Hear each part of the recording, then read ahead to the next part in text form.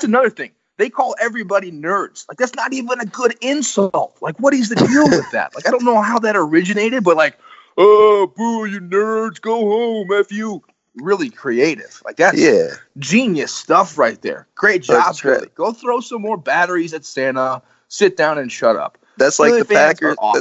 That's like the Packer fans calling the Vikings Vike Queens or talking about no Super Bowls. Like, get a new joke. Come on, that one's seriously. Get some new material. Yeah. What is going on? Yeah. All right. Oakland Raiders fans, I think, are awful.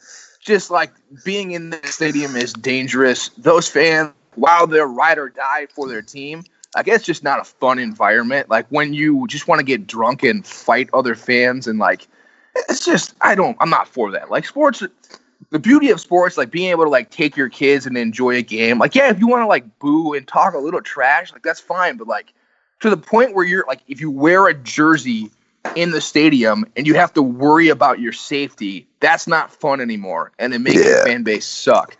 So Raiders fans are on that list. Also, going back to Philly for a second, a grown man intentionally threw up on an 11-year-old girl one time at an Eagles game. Yep. That's a documented thing that happened in Philadelphia. A grown man, Eagles fan, threw up on an 11-year-old girl on purpose. If that does not make you the worst fan base in the world, I don't know what does. Yeah, right? That's disgusting. That's actually never mind. I can't ride in that environment. That crosses the line. I could throw beer, but that's too much. It is too much. You said Kentucky. I'm gonna one up you with Duke. I hate Duke fans. They drive me crazy. The Cameron crazies are so annoying, and they're just so like entitled. And you know what? They remind me of Benilde's student section.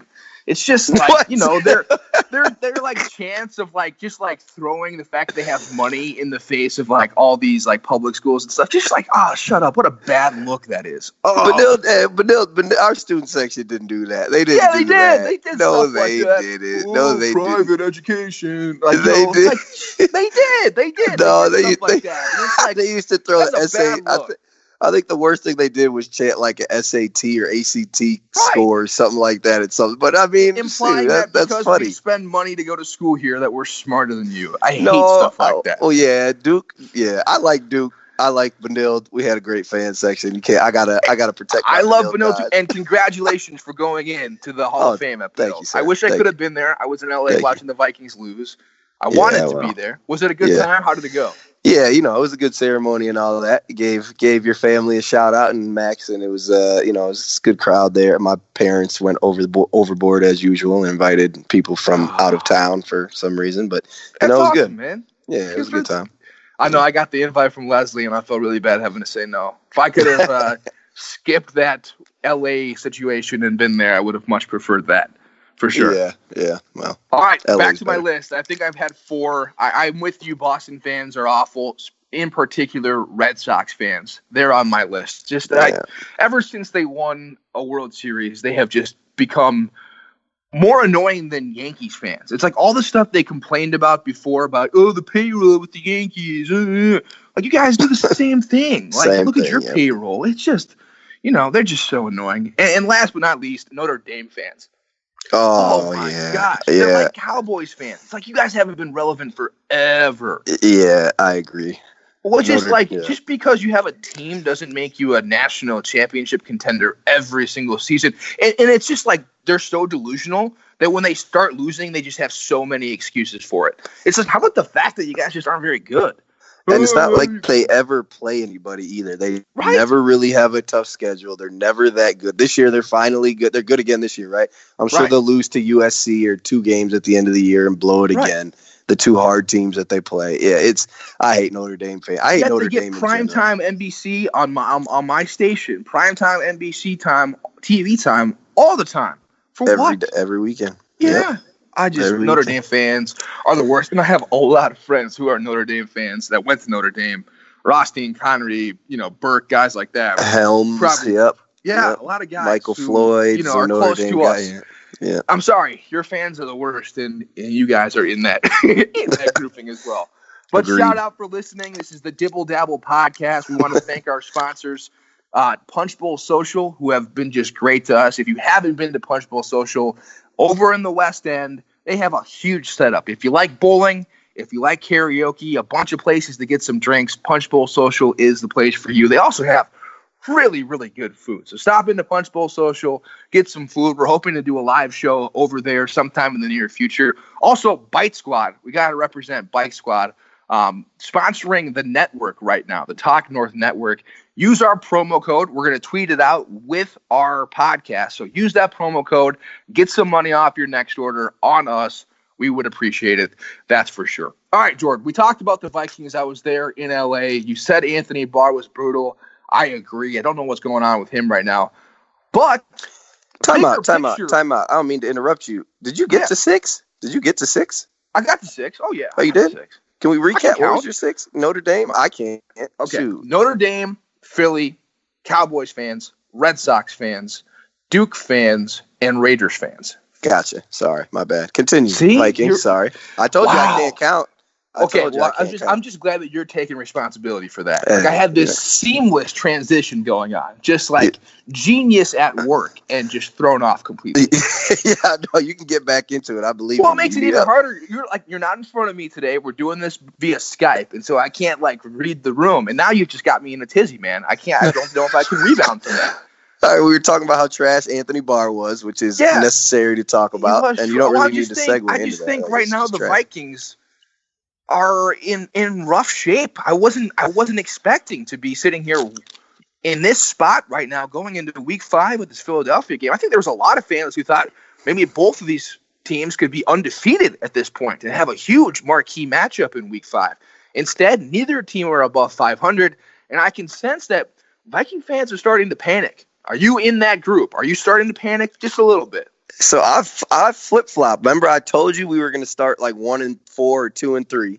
Okay, so you flipped up a couple times. Let me set the record straight. You first said we're going to start out like 4-1. You had this lit. Then you were like, nope. Watch the preseason. Then you flipped it. You're like, no, we're going to have a bad start. Now where are you at? Now, obviously, we've had a bad start. The Bills game. I thought we were going to lose to the 49ers. We lost to the Bills instead. I thought we were going to lose to the Packers, the Rams, and the Eagles. So I thought we were going to start 2-3. I'm not worried. I think that they should just – I don't know what Anthony Barr is. I think he's mad about it. He didn't get paid. I think he's mad he didn't get money. I think they should just sit his ass down, put in George Iloka, let him play that spot if he can, that hybrid linebacker safety spot. Mm-hmm. Hopefully Xavier Rhodes gets it together because he hasn't been playing well. The roads have been wide open. And Kirk C's just out there. Everybody on the offense are a bunch of dogs, so they all want to win, and you could tell. So it's, the offense is going to be fine. If the defense figures it out, then we still have a Super Bowl caliber team, I think. I'm not worried. I think we lose this weekend. The schedule gets significantly easier after this weekend, and I still think we finish like 10-5-1. Wow, that's a bold prediction, man. Like that's really running the table after the start. 9-2. Wow. Okay. I mean, we don't play anybody. We play at the Patriots, at the Seahawks. I don't think you can say that anymore with the way the NFC North has been. It's just unpredictable. I mean, you could lose to the Lions, the Bears. That defense is for real. Ever since they added Mac, they've been Trubisky was lights out last weekend. I just don't think you can just chalk those up to W's anymore. I want to see more from the Bears defense before I say they're for real. Khalil Mack is for real. That defense hasn't really played anybody that any offense of any type. And the one offense they played shredded them. Mm-hmm. Aaron Rodgers absolutely tore them apart when he came back in the game. That's true. Ryan Fitzpatrick. That was also their first week though, and like Khalil Mack probably hadn't adjusted quite yet and everything. I mean, he played great in that game, but I'm sure the guys around him were still trying to adjust to him being a part of their defense too, because he changes everything when you got a guy like that on your D. They've played Ryan Fitzpatrick, Josh Rosen, and Russell Wilson with that battered offensive. But bro, they killed Fitzmagic. They killed it. No, they didn't. Fitzmagic was dead the week before when Philly picked him off, or when Pittsburgh picked him off 3 times. He still threw for 400+ yards that game. Well, that's because they were losing 24-13 or almost 24-10. Came all the way back to win. Man, ain't no Fitzmagic. You know what? I was going to agree with you and compliment you. Be like, yeah, the offense does look good, but you know what? I'm not going to do that now. I think the offense still needs some work. I think the offensive line is that offensive line is just okay. They are a very average offensive line that is one injury away from being a bad offensive line. See, and go ahead. Yeah, no, I mean, I disagree. I think the offensive line has played pretty well. Aaron Donald beat them a couple times, which is going to happen. Sue beat them. Those guys are supposed to get in. That's what they're paid. They're 2 Hall of Famers potentially. Like, that's what they do. The last play of the game when Kirk fumbled, that wasn't the offensive line's fault. The 2 fumbles against Buffalo weren't the offensive line. It was the running back. Did I not talk to you about this before this season? Kirk Cousins has a fumbling problem. He has a pocket presence problem. He's got a fumbling problem, man. He's had a fumbling problem his whole career. And now we're starting to see it a little bit. Do I still think Cousins is the man? Oh, yeah. I love the way this guy plays. I think he's looking at the way that Case Keenum has played for Denver right now. What an upgrade that move was. Cousins is fantastic. But this offensive line has to play better to get this running game going. Granted, like the games have not really warranted the run because you've been playing from behind and you've basically been in bad situations where you can't really run the ball. But at some point, you got to get the run game going. Dalvin Cook, Latavius Murray, you got to be able to start picking up 6-7 yards on first down on some of these to set up the pass. Otherwise, it's going to be the same thing week after week. And granted, the NFL is a passing league. All-time numbers right now through the first 4 weeks. I mean, because of the rule changes especially, we've seen the pass numbers just go out of the roof right now. But you got Dalvin Cook, you got Murray, you got to get this ground game going. You got to figure the defense out. Like you said, the secondary has not been good. Barr has not been good. If it's not Iloka, then maybe try Eric Wilson out there. Something needs to change because Jared Goff, he's a good quarterback, but he's not what he did, on that Thursday night. That was ridiculous. Yeah, I don't think anybody is what he did on that Thursday night. He threw some dimes though. He did. The secondary Barr was terrible. The secondary wasn't absolutely awful. They weren't good, but they weren't. We need Everson back. Obviously, he brings that energy and all that. Hopefully, he gets better soon. And that's one of those things where I can't just be like, we need Everson back because I want Everson to take as much time as he needs.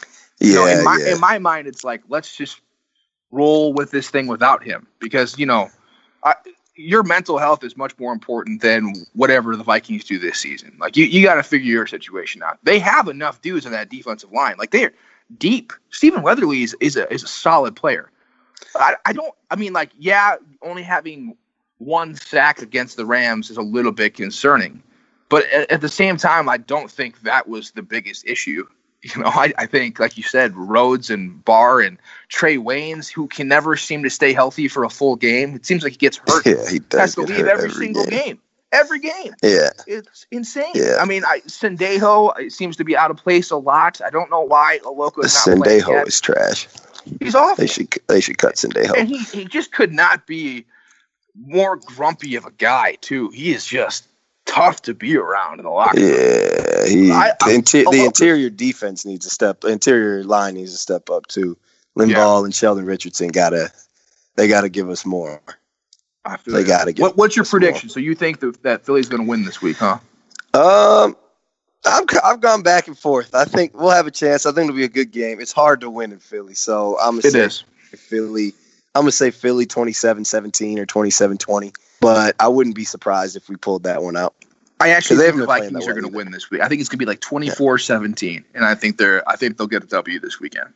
Yeah, hopefully they come out motivated, but we'll see. Yeah, we'll see. Yeah, we'll see. I do want to give you some props here as we segue from the Vikings to Gopher football. You 2 weeks ago, you called this, man. You were like, settle down, pump the brakes. You were way too excited. Do you know the history of Gopher football? And I was like, you know what? Things have changed. PJ Fleck, I'm on board now. The time that I'm finally on board is when everything goes to hell in a handbasket. What happened to Maryland in that? Oh, my God. They got destroyed. And now they got to turn around and play Iowa. A team that runs like if Maryland's going to carve you up on the ground, just think about what Iowa and those big hosses up front are going to do to you this weekend. Oh, Lord. Well, that's what I'm talking about. And then Gopher fans are going to be, well, it's all freshmen on the field. We'll give it 2-3 years when they were hyped 2 weeks ago. But now it changed that tune again. It's a never-ending cycle. They're going to lose to Iowa. If the Gophers are